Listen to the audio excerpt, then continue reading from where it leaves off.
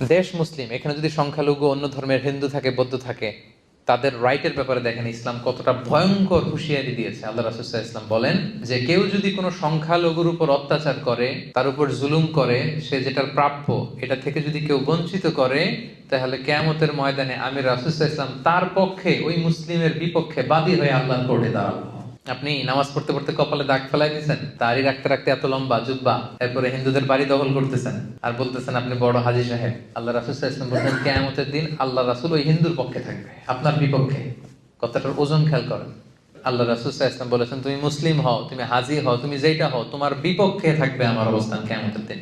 আচ্ছা, সোজা সাপটা একটা আনসার দেন। রাসূল সাল্লাল্লাহু আলাইহি ওয়াসাল্লাম যদি কারো বিপক্ষে বাদী হয়ে দাঁড়ায়, যার শাফাআত ছাড়া আমরা জান্নাতে ঢুকে কল্পনাই করতে পারি না, তিনি আমার বিপক্ষে আল্লাহর সুপ্রিম কোর্টের ট্রাইব্যুনালে আমার বিপক্ষে, জান্নাতে যাওয়ার কোনো সুযোগ কি আমার সেদিন থাকবে?